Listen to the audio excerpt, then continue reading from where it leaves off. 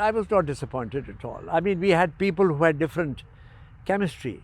He said, I'm an MBA of such and such year, and my wife is this, and my father is so and so, and my mother is so and so, and we are all grateful to you. I mean, that makes music to my ears.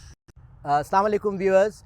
We are honored today to be with Syed Babar Ali. I am Professor Wasif M. Khan, who's been associated with LUMS from 1987 to 2005 as Professor of Entrepreneurship and Management Control.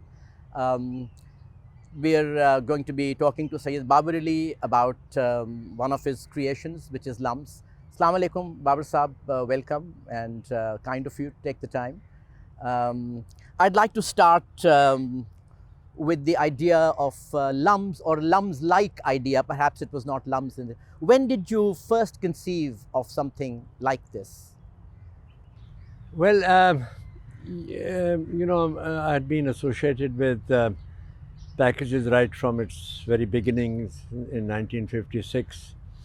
And in 1973, my colleague there, Irshad Hussain, suggested that I should go and attend the advanced management program at Harvard, the Harvard Business School, which I did, and that was quite an eye-opener. When I went there, I thought I knew everything. And the 13 weeks that I was there was it was very rewarding in the sense that one got to feel that one knew very little. But the second feeling, perhaps more reassuring, was that everybody else also knew very little. So you were in the group of people who had spent at least 15 to 20 years in whatever career they were. At least 10% of the total student body of 160 were from the armed forces of America, from the Air Force, Marines, Navy. So they were there just before their next big promotion.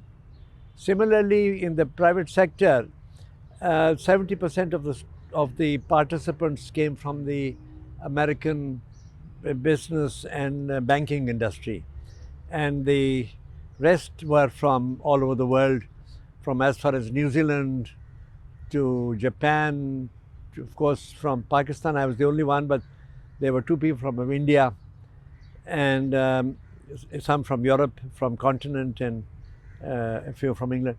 And so one got the impression, and soon thereafter, a year later, I was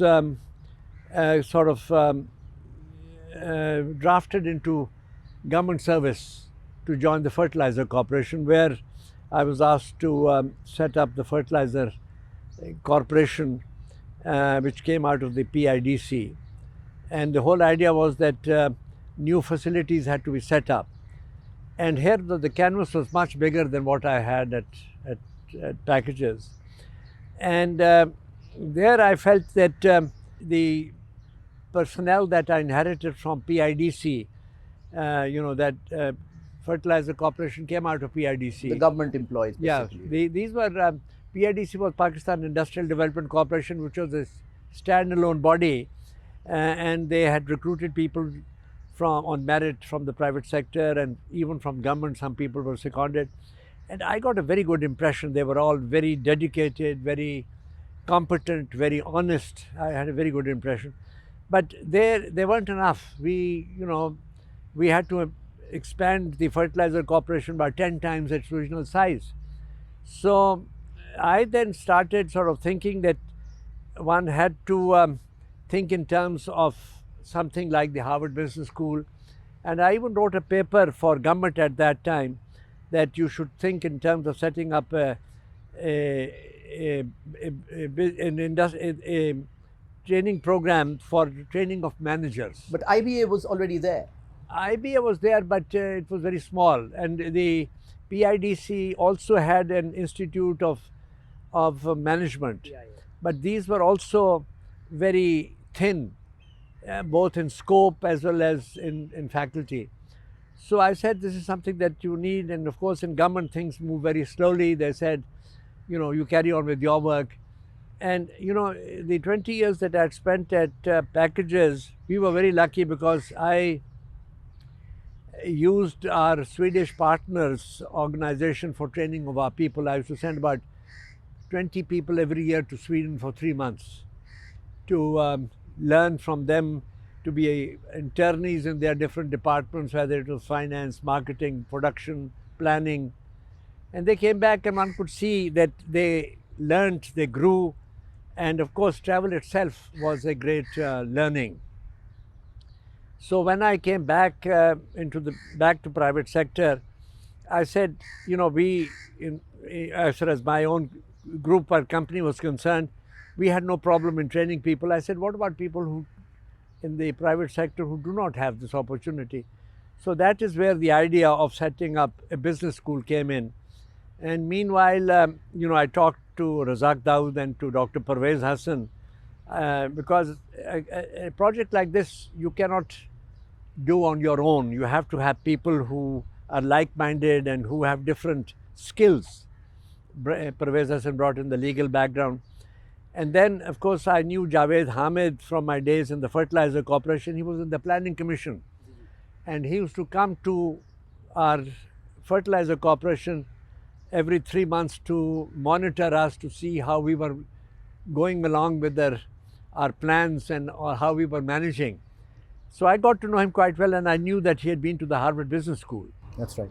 So meanwhile, he had got a job in IFC, which was a part of the World Bank, and went to Washington.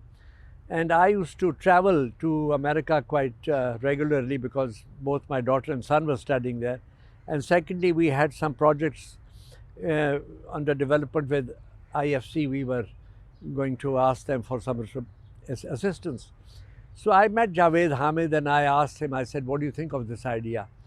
And he said, very good. So I said, will you come and help us?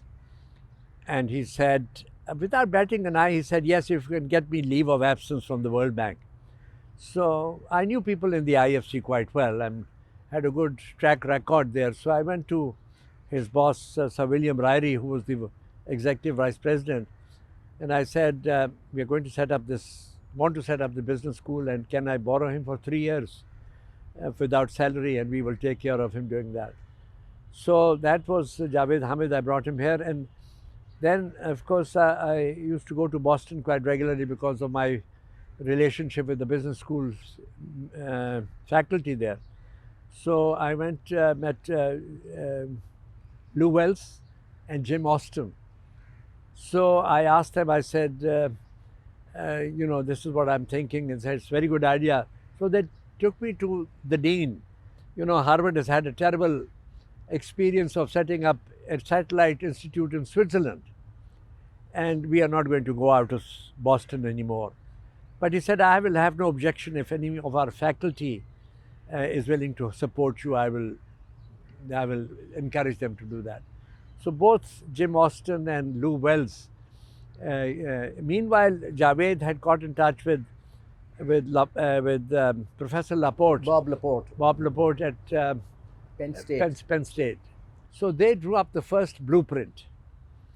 And then Javed came to Pakistan, and we invited Lou Wells and Jim Austin, and they said, you know, you have to decide the basic, you know, pedagogy. Yeah, is it going to be case method or is it going to be lecture? Because everything will depend on that. Right. So because both Javed and I had been to the business school, so we opted for the case method. So that was sort of the major decision we took at that time, and then everything is history. I had a couple of follow-up questions which you've addressed partially, but let me just follow up. In particular, we all know that you are the celebrated idol when it comes to LUMS, but you've correctly pointed out there were other people involved. Was there some criteria you had in picking these people? And by the same token, were there certain moneyed folks you avoided? No, money here, you know, here we needed people who had ideas and energy, because I knew who had money and I could go and tap them. So that was not an issue. But you had enough energy yourself. Yeah, no, also I had to write the first check myself. And so the whole idea really was to get it on a firm footing so that it could be not one-man show. It had to be a team effort because you needed different disciplines, little skills in thinking out the whole program, and also you didn't want it to be sort of focused on one individual, and that was the reason.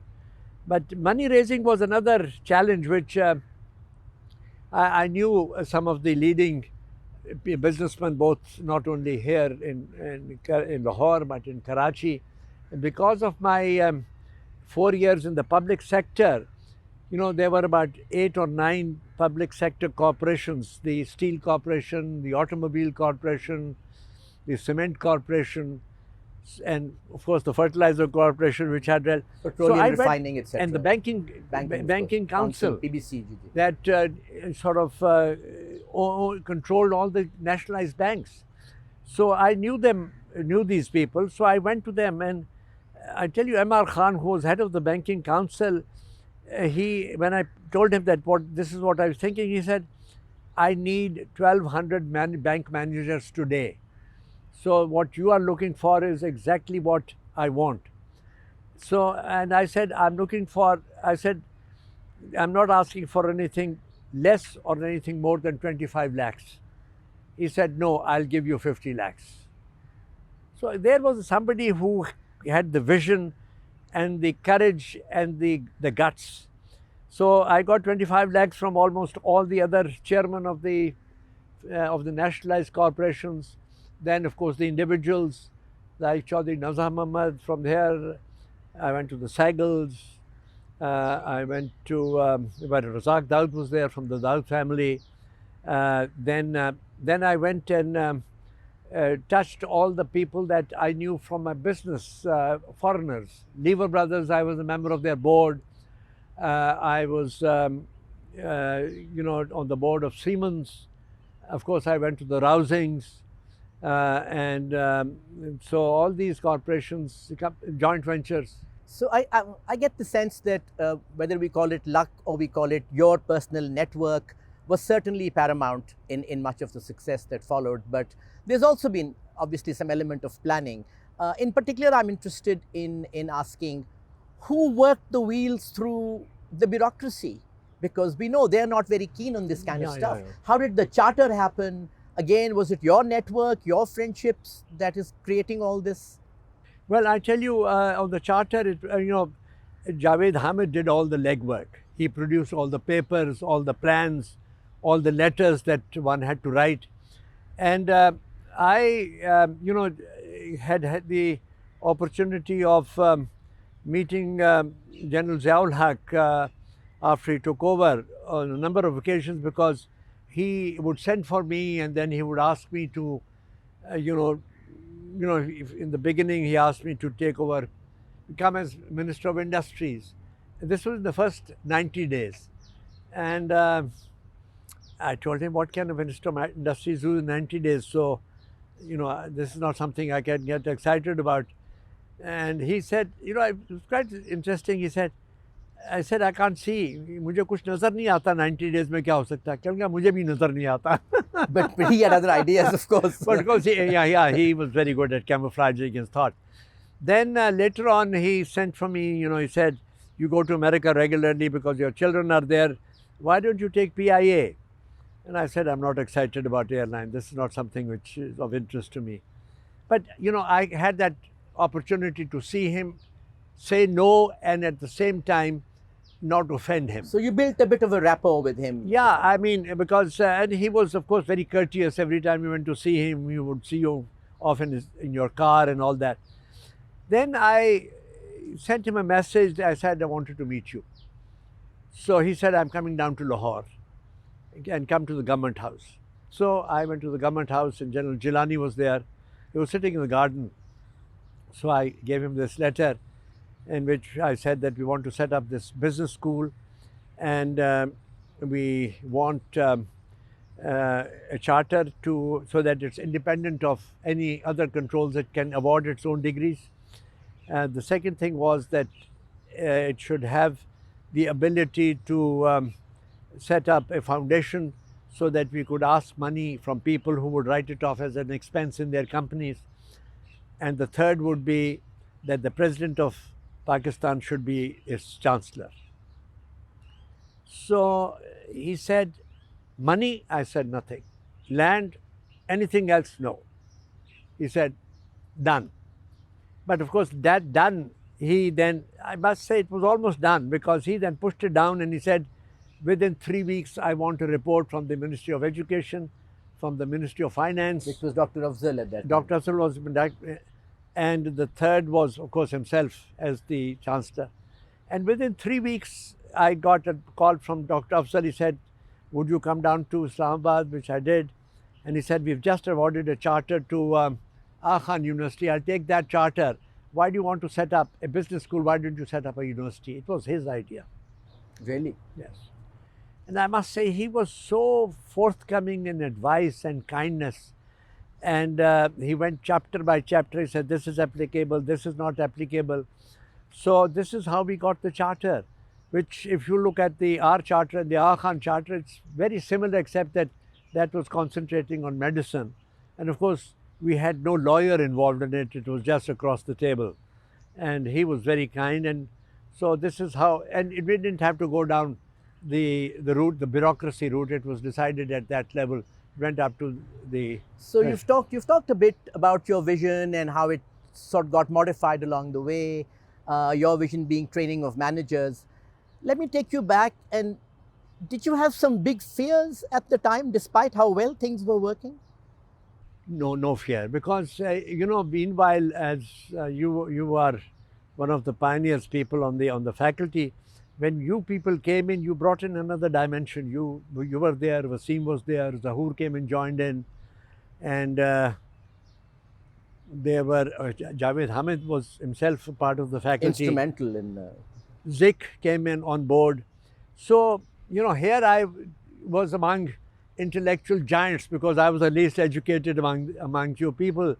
And the most rewarding thing was that everybody felt that it was his university. They were not working for anybody else. They were working to make these things happen. And we started, as you know, in rented premises. There was no vision of a large campus at that time. And I must say, Javed got the finance man, what was his name? Ashraf. He came from the Fertilizer Corporation. He knew him. And Ashraf was an accountant, but had more than a vision as an accountant. We started piling up money, through fees. And he said, let's buy land. And that's another very interesting sort of experience I had. When we were thinking of land, I went to chairman of LDA, Humayun Faz Rasool, who I knew quite well. And I said, is there any land around Lahore? He said, what for? I said, we are setting up a university, and I'll see if we can get some government land. Don't look at government land. He said, there are 101 thieves who are here in my office every day wanting land for this cause or that cause, and I know exactly what their intentions are. And I don't want you to be in that category. Go and buy land. Don't ask for government land. And I tell you, Wasif, I was so grateful to him. I said, I've never had such good advice. I thanked him. And this happened almost 50 years ago. And every time I meet Humayun Faz Rasool, I thank him. I said, I've never had better advice. So I came back and I told Razak, and Manzoor al-Haq had joined the managing committee at that time. I said, let's look around and let's see if we can buy land. And it was Ashraf who started looking at land where we are today and started buying the first 5 acres and 10 acres and kept on adding out. This was all agricultural land. GG, I remember. So, and he bought land, and so each one played a very pioneering role in building up what we are today. And we are very grateful to all of them, whoever was involved in it. Let me take you to your favorite topic, learning. Almost 35 years ago, I think, or 30 years ago, you told me, Wasif, someday if I write my autobiography, it will be called Learning from Others. And it was. What did you learn from LUMS, and how was it different from other avenues of learning you've walked? Well, here, the end object was in business, you are always looking at the balance sheet, the P&L statement, the product. Here you were looking at the next generation, the people who would be building Pakistan. And it's a different product. You are working with the unknown, somebody that would be changing all the time, and you wanted to put enough of skill, enough of motivation, enough of ethics in them so that they would have a mission other than getting rich or becoming successful. But that's a very major mental shift for you. Yeah, of course. And that was because, if you remember, I used to come and sit here in the office of each of the faculty and try and sort of spar with you, ask you questions. The whole idea was, are we doing the right thing? What can we do next? What are the impediments? How can we improve? And that has been my life's mission, is never to be satisfied, but never look back to see how we can do a better job tomorrow. But in working with most of us, some of whom were very young and perhaps American trained, a little aggressive, what did you find most agreeable and what was most disconcerting? No, the agreeable part was I never doubted anybody's basic intentions. They were not looking at themselves. They were looking at what they could do. And so I was not disappointed at all. I mean, we had people who had different chemistry.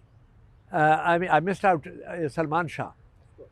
He again was a very important element, very important. And I can tell you later on, when it came to working with the military and getting permissions and all that kind of thing, he played a very important role. And we cannot thank him enough. Salman Shah again, he was the one who started the Executive Development Program. I remember I taught in the first program. And here was something which was totally new. One never thought of that we would branch out into that thing. And today it's a very important element in LUMS' own operation. And strangely, I didn't know I was going to be paid for that. Yeah. So when he called me to his office and said, here, 2,000 multiplied by whatever. Yeah. I said, what for? And he said, no, we get paid. Yeah. And so these things were very different. Yeah. You had a long history with packages, of course, fertilizer and numerous other businesses. Did you try and transfer some of your learning from packages? What worked, what didn't work? Well, I mean, I certainly I was, I used to describe it one time, I was like a blotting paper, if there was something wet here, I'd pick it up and take it somewhere else. So, I mean, when I used to travel in Europe, if I saw anything new, I would bring it back and try and introduce it if it was applicable. The same thing, what could be transferred from packages to LUMS or LUMS to packages. It was an open corridor, an open traffic. Yet it was not a parallel operation. No, but so things like the roti plant could be transferred, but nothing else. Perhaps. Yeah, but also there were certain, later on. I mean, some of the people who retired from packages, and I thought that skill was required. We brought them into the foundation, and also to make sure that the maintenance of the building and all that kind of thing, because it required another skill. But the whole idea was that that we should be on par with the better institutions abroad. So if you saw anything good at Harvard or at Stanford or any other universities, you try and emulate it here. What could be applicable, what could be done here. And so that was it has been a constant kind of effort. And let me ask you, both at LUMS and outside, you've had your share of unethical people you have picked for high office. Does that change your view about how you look at people? And is it the context of a university or business where money is a temptress? One of the first things I learned when I started business, my mentor was Reuben Rousing, the head of the Rousing family. He treated me like a son. And he told me in the very beginning, he said, Babar, if you can't trust people, don't do business. Because business, the basic mantra of success in business, you have to trust people and you've got to back them up. But he was Swedish. He came from a very high trust country. All research suggests we are a very low trust country. Well, I can tell you, I've been working now for 70 years and I've trusted people. Maybe out of the 1,000 that I gave responsibility to, less than 5 let you down. But that's nothing. How does the decision making work in the board of trustees and the board of governors? Has it changed over the years? Have you tried to institutionalize certain things? Yeah, we have tried to institutionalize. Now it's becoming very formal in the sense minutes are written, minutes are agreed, minutes are sort of confirmed and all that. In the beginning, it was just, flying by the seat of your pants. But today it's much more organized. It has to be, it's a much larger organization.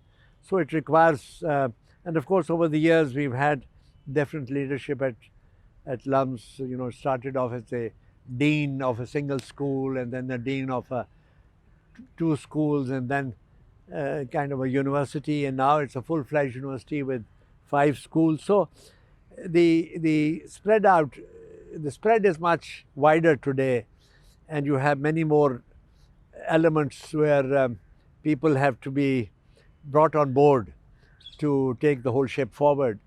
And so it's much more formal, and 2 years ago I stepped off. So I am kind of like Gandhi, not even a foreigner member of the Congress party. So this has been voiced as a bit of a criticism by some of the people who admire you greatly, and it seems that the same people or their relatives are managing LUMS, what one highly respected businessman called Babar's clique. And is this, you think, for the better or for the worse of LUMS, that we have the same families, like a family firm? No, I have an open mind. I keep on looking for people that we want to have there. I brought in Manzoorul Haq, who was not related to me. Manzoor was there for a number of years. He played a very important role. But then Manzoor, one felt that his ideas were different to my ideas. He was very much averse to the School of Science and Engineering. And I thought that was... you were passionate about it. It was something very important. So I didn't want anybody to block that. So then he had to go. Altaf Salim was not related to me. He was there. His bank ran into problems. He's a very dear friend of mine. So I went up to him and I said, Mian Sahab, you have to step off because we don't want anything to fall on LUMS as a result of your bank having gone the wrong way. And he understood it a minute. No grouse. He's still a very good friend of mine. We meet regularly. I brought in Syed Hussain, who was no relative of mine. But he grew up calling you uncle. So. Yeah, of course, everybody calls me uncle because of the age. So I brought in Faisal Farid. He was there for 5-7 years, but Faisal grew up in a very structured environment. He worked for Mia Mansha first, then he Pepsi. worked for Pepsi, and so he was not contributing anything. He was always criticizing. But that's okay. As part of a board, somebody has to do the Yeah, but you have got to have somebody who would also show you how to get out of it. Correct.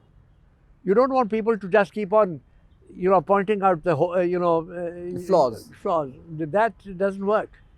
I don't mind criticism, but you've got to have constructive criticism. I brought him there. He himself found out that he was not getting anywhere, and I put him into a new business myself. I put money into that business, and he's done very well. He's a good friend of mine. I'm still looking for people. I'd like to get some women there who would contribute. If you have any ideas. That was my next question, actually, that there's been nationwide, but also in LUMS especially, there's been a dearth of women leadership. both at the board level and of course at the dean level and so on. So that's perhaps something you may have a vision for, because otherwise we No, continue we are to be looking for women. If we've got this girl from,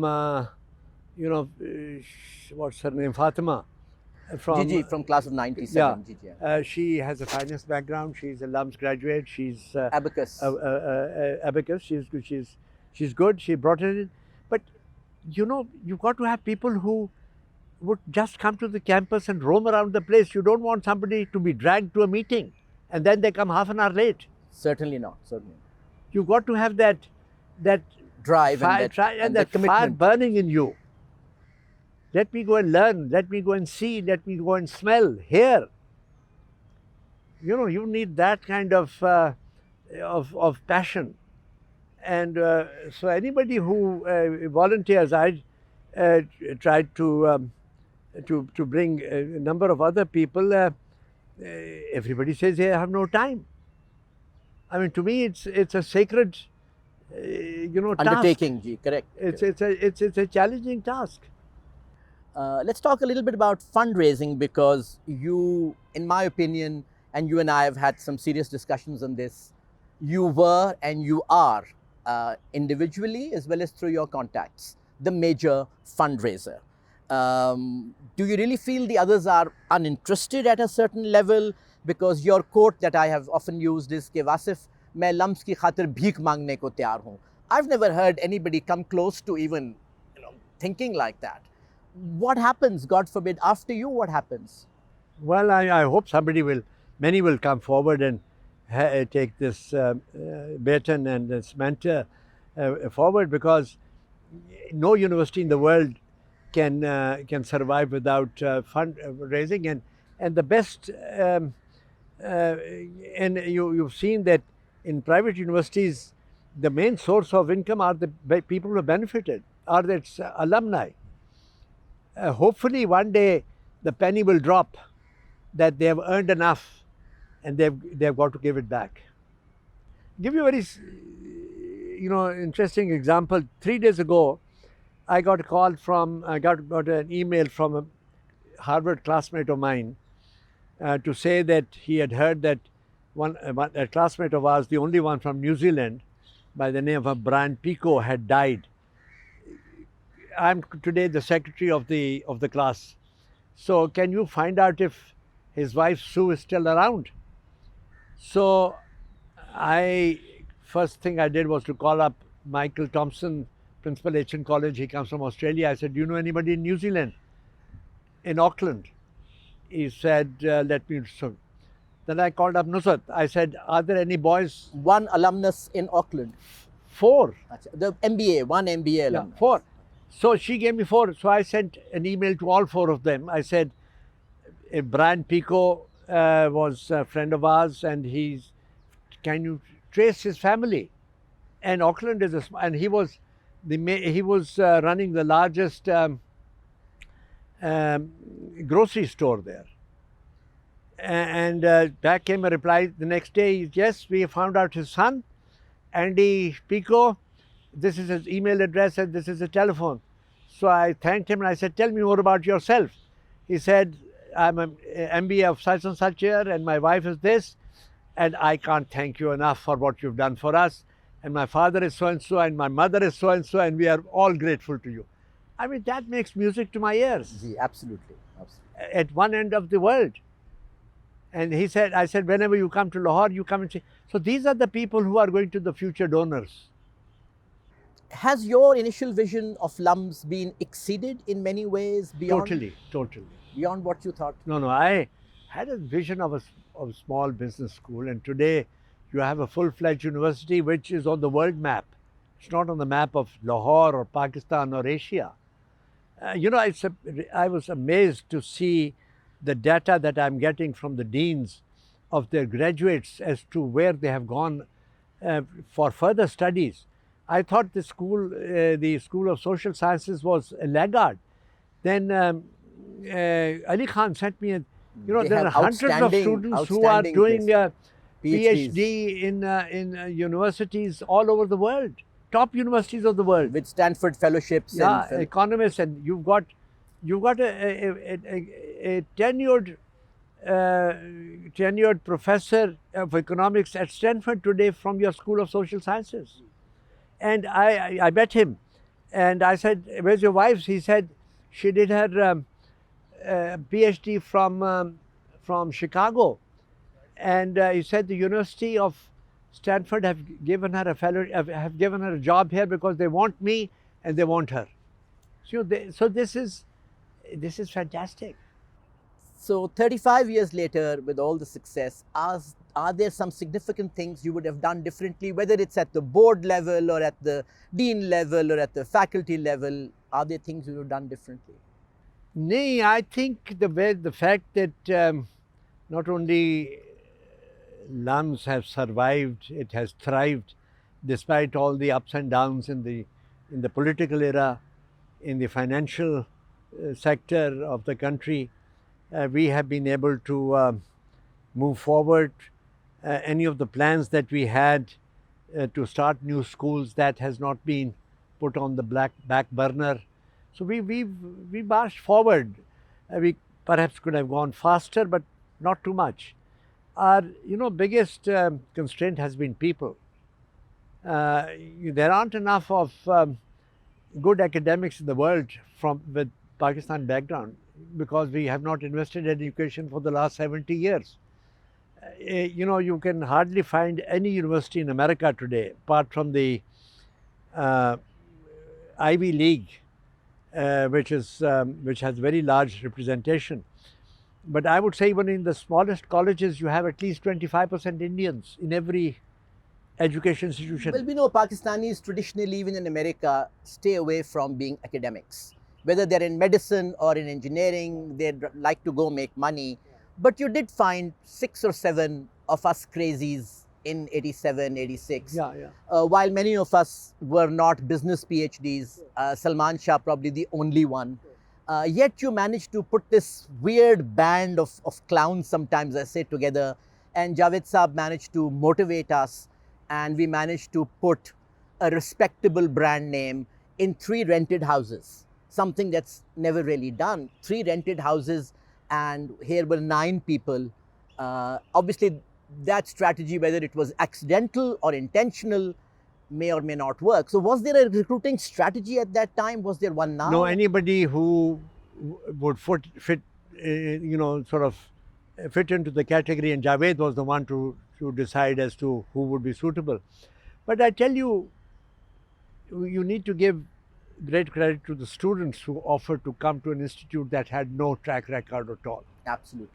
And these were mature people, Burhan being one of them, and there was, 25 or 30 of them volunteered to come and risk their money because they were all unemployed anyhow.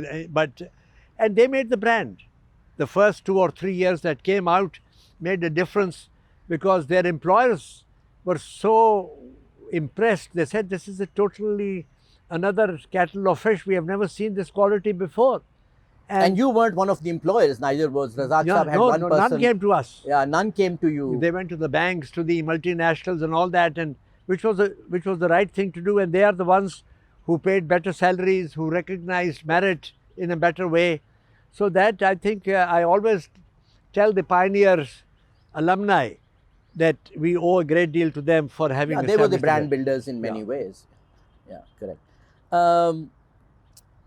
When you talk about bequeathing all that you've learned along the way, are there things you tell the trustees or you tell the faculty, look, this is what I've learned, it's all up here, it's in my book, but there is more. Can someone listen to me? Is there a way to transfer this learning? Arif Bhatt and I did a paper once on transferability of learning. What can one transfer from one sphere to another?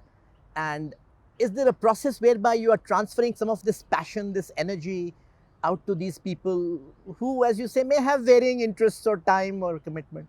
Well, this exercise that we are having is a part of that exercise. But what has disappointed me was that we invited people from LUMS, faculty, that I'm available. Would anybody want to come and ask me? They said, we are too busy. Perhaps they're just scared of you. I don't know. I mean, I was disappointed. I said, I mean, not everyone's like me. So. no, but this was a big. I mean, I talked to the principal at Hitchens College, and he also hesitated till I sent him one of the films, and he said, "I'd love to do that."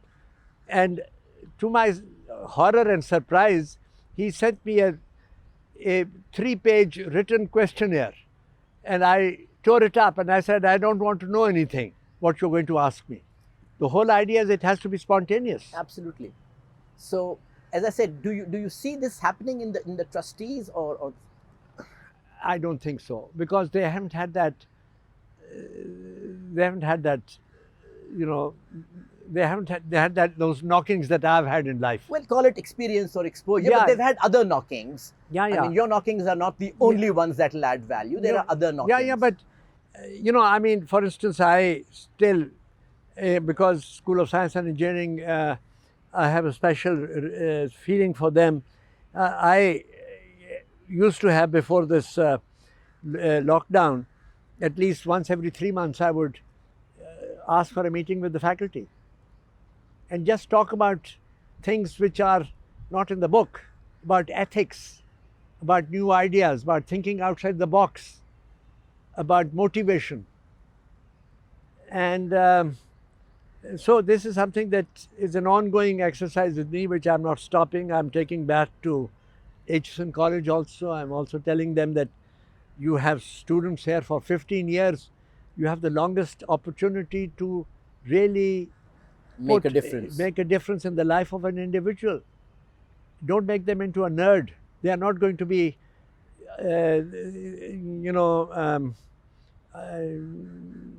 Nobel laureates.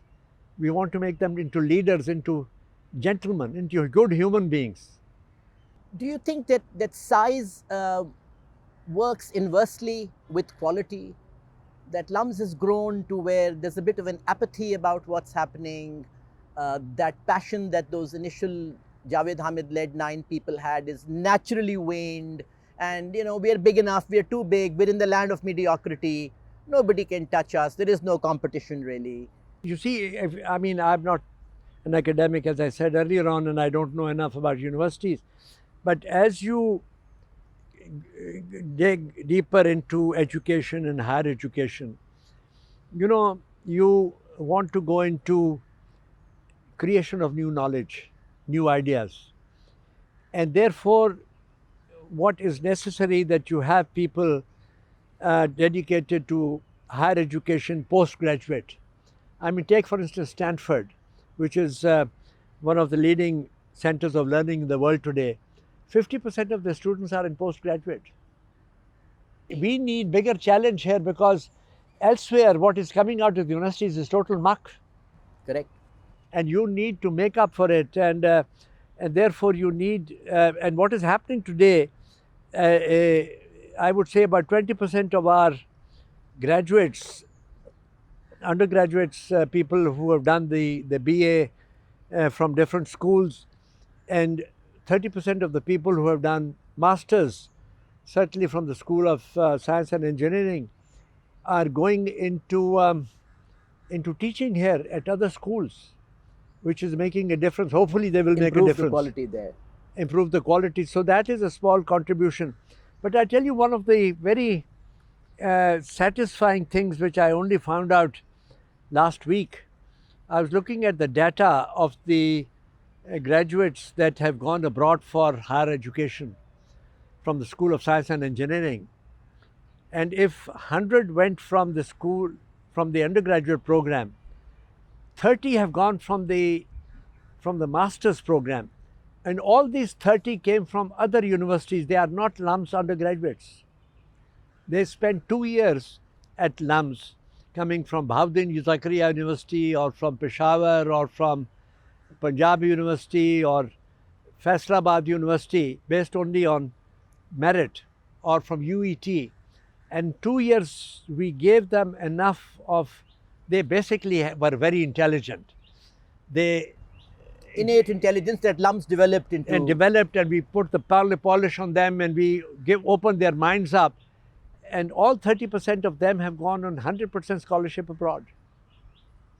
So this again I think it's a big contribution of LUMS providing a springboard for people who can't get it at the undergraduate level, come in at the graduate level. If you have the ability to qualify on basis of merit, we'll send you. And in the graduate program, it's very heavily subsidized and heavily, on scholarships. One big segment that you started me off on when you went to Harvard about so many government servants being there.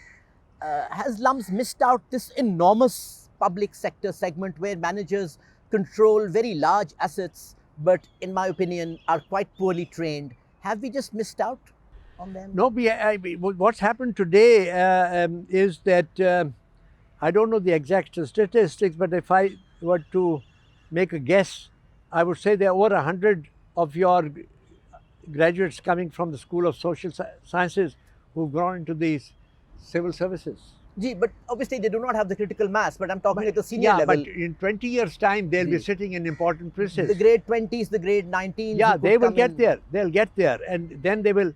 And what recently is happening is the government have all of a sudden woken up to the opportunity that could be made available to them to send their not only their seniors but some of their ministers to the classroom to sit with our faculty and some of people from the private sector to know how things work. Only last week I had an opportunity, I had a visit from the Minister of Finance. He said, I'd like to do that. And I told him, I said, in my early days, remember AMDISA was that Association of Management Development Associations which you had from the business schools of Southeast Asia.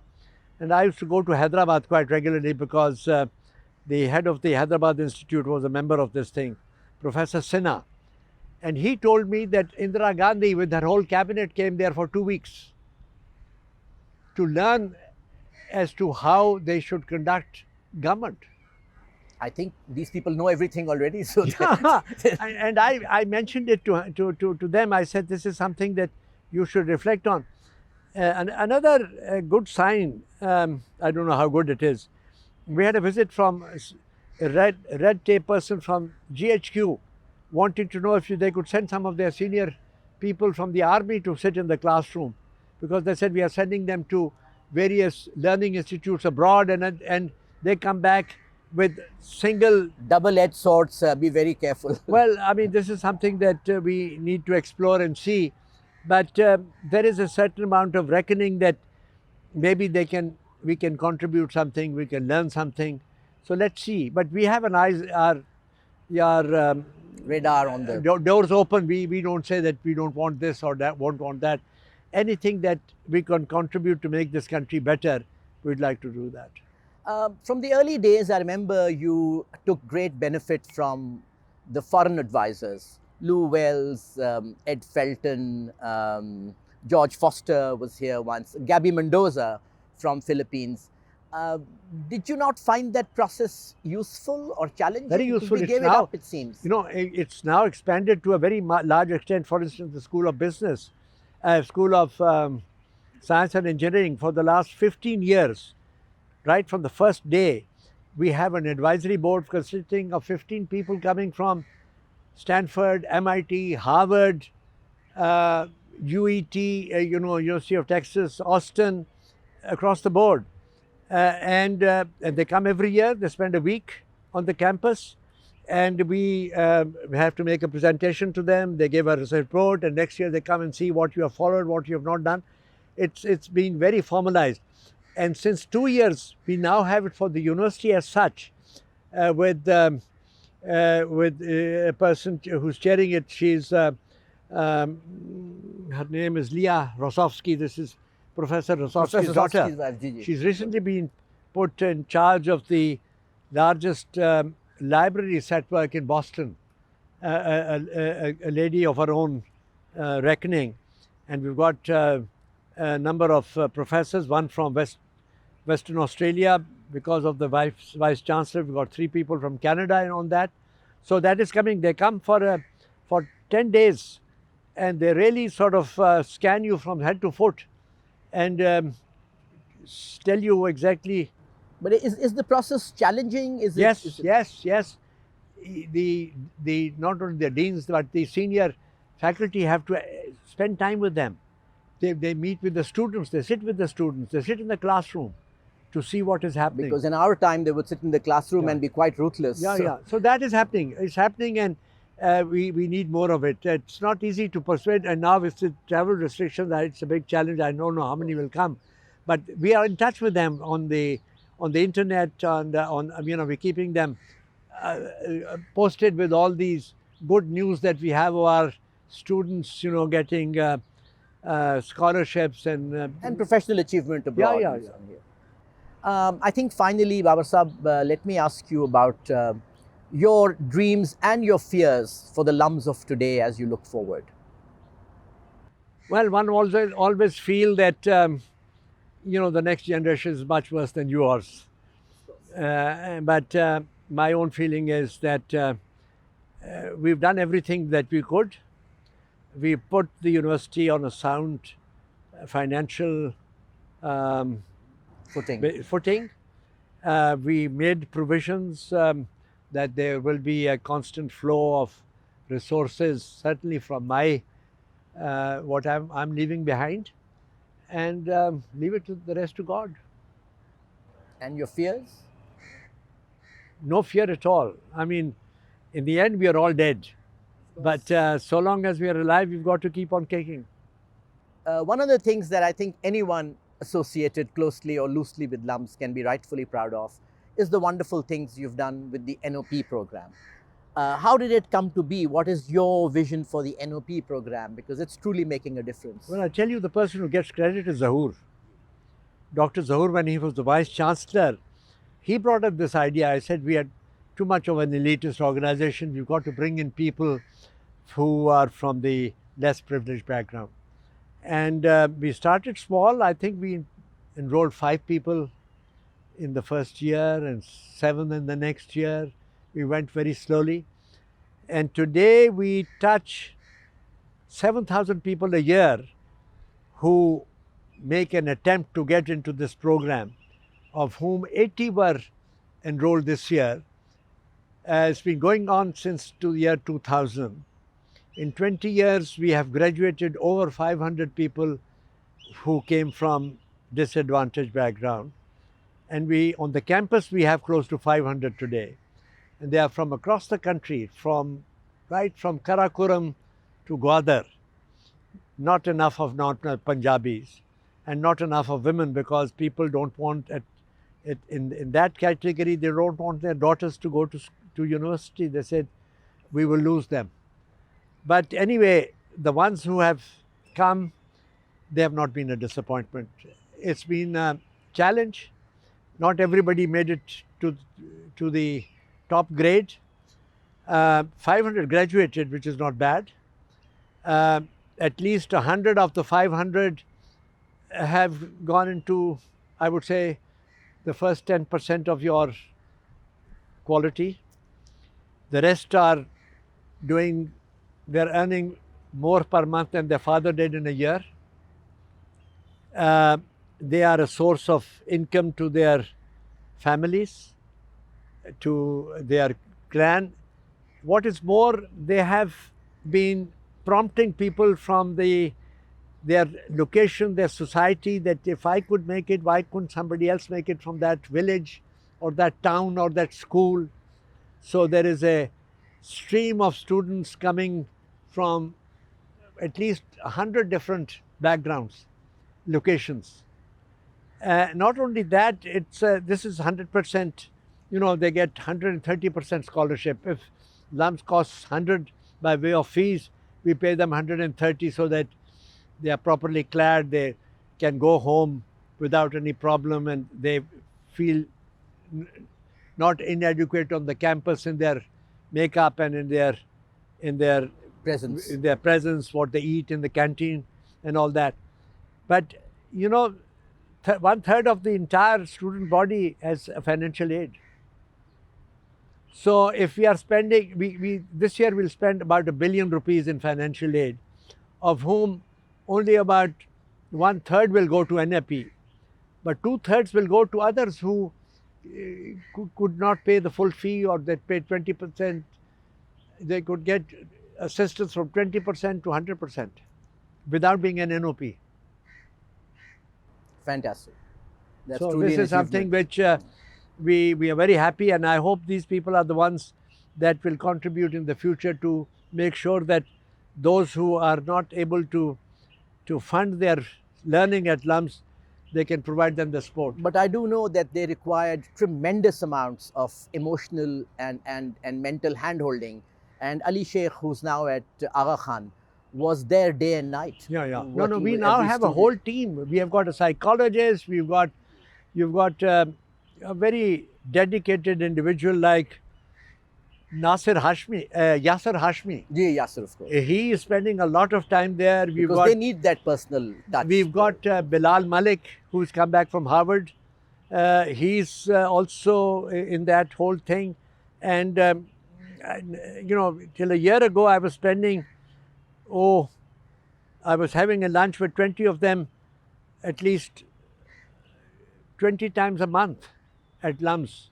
They bring their own brown bag, and I sit with them and have gupshup just to let them feel that they are important. Part of the community. Yeah. I think that's exactly what you've managed to do for all of us. Yeah, no, but to make it's a us part feel of my. part of the I community. think this, and I feel very energized because this is something which feeds my soul. Thank you very much. It was I hope this was. typically enlightening, despite the heat. I don't think anyone noticed the heat, but thank you very much, Babar Saab, and we'll see you on your 95th. Yes. Thank you indeed. Thank you. Wonderful talking to you.